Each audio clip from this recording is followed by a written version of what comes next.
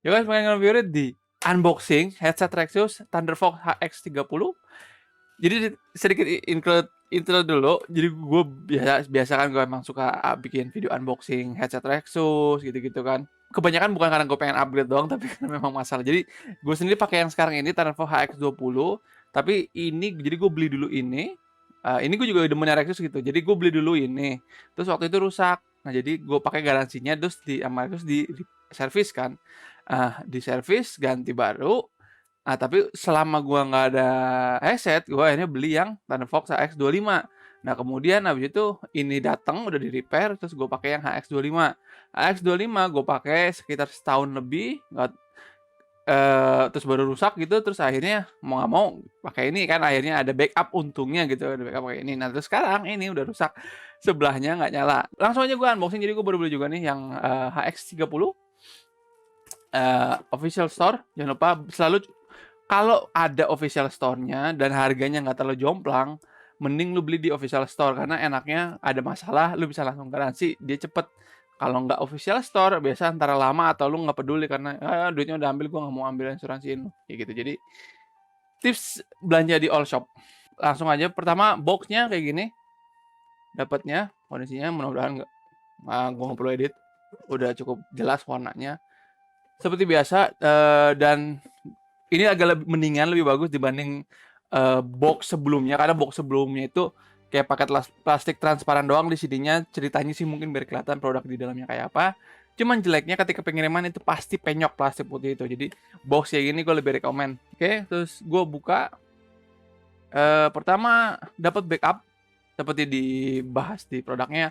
Lu dapat backup ini pair apa ininya, busa kupingnya itu penting banget karena gue sendiri ini waktu sekitar 3-4 bulan lalu ini udah rusak gua. Jadi ini aslinya ini kulit, tapi kulitnya udah ngelopek karena ya sering dipakai kena keringat dan sebagainya macam, akhirnya cepet kelopek.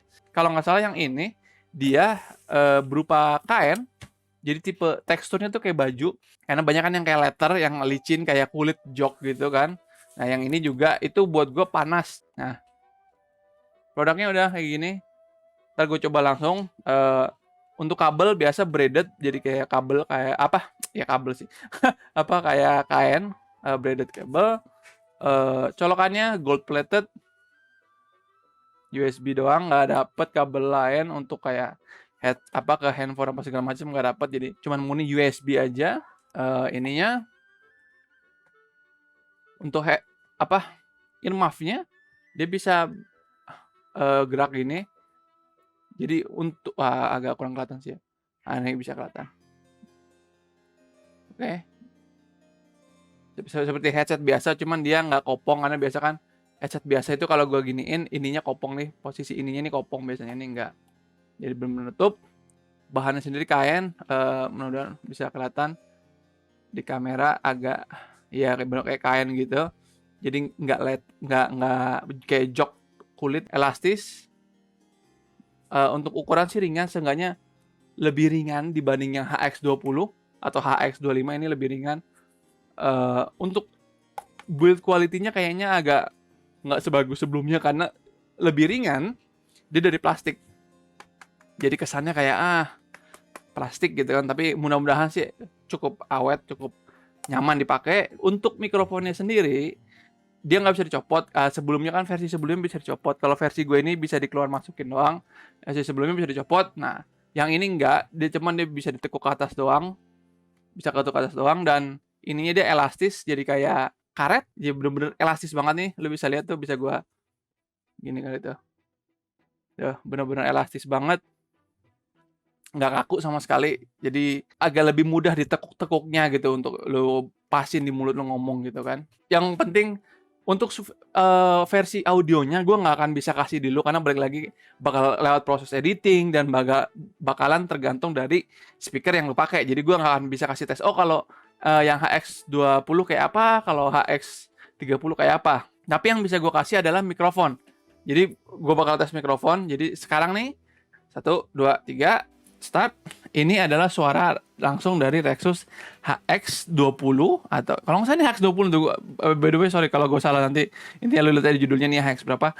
Yang gue pakai sekarang ini suaranya kayak gini sekarang, itu tanpa diedit, murni dari raw footage atau raw audio dari headsetnya sendiri. Sekarang dari headset yang sama, tapi gua udah edit. Jadi ini juga buat perbandingan dulu betapa bedanya kualitas basic sama setelah di editing. Gimana caranya, itu nanti mungkin gue bikin video tutorialnya. Cuman intinya betapa berperannya audio editing dari asli audionya menjadi yang lu dengar sekarang. Oke, dan sedikit info dulu, ini beberapa hari setelah gue record yang tes sebelumnya. Jadi ceritanya abis, sedikit konteks dulu. Jadi abis gue record yang tes audio headset sama mic, terus gue mati lampu kalau nggak salah. Terus habis itu ada urusan mendadak dan bla bla bla. Akhirnya sekarang ini sekitar 2 hari lagi. 2 hari kemudian setelah gue record, jadi itulah kenapa gue penampilannya beda. Dan sekarang, dan selama 2 hari itu gue udah pakai ini headsetnya. Jadi gue juga bisa kasih review lebih detail, lebih dalam, bagaimana rasanya menggunakannya gitu-gitu kan. Perubahannya apa aja. Nah, tapi pertama kita lanjutin lagi dulu tesnya. Ini suara yang udah diedit, kondisi audio yang sudah gue edit di Photoshop, di Audition atau di Premiere gitu-gitu, tergantung kondisi parahnya. Cuma intinya ini kondisi audionya yang menurut gue udah oke, yang udah pas. Inilah hasil jadinya. Kemudian ini adalah hasil raw-nya tanpa gue edit, tanpa gue apain. Sedikit notice juga, gue juga lupa bilang, ini default-nya mungkin ada sedikit perbedaan ketika lu nanti penggunaan noise-nya dengan gua sih. Tapi mudah-mudahan sih nggak terlalu berbeda banget, karena ini udah default-nya ada noise-nya, noise reduction-nya. Jadi gua lupa turn off manual gitu loh, karena begitu lu colokin ini dia bakal install dan bla bla bla. Install softwarenya, by the way softwarenya harus download, nggak ada DVD-nya, jadi lo harus download ke website Rexosnya. Itu minusnya juga. By the way, ntar dulu, stop ininya, apa raw-nya. Oke, sekarang balik lagi ke audio yang udah gue edit.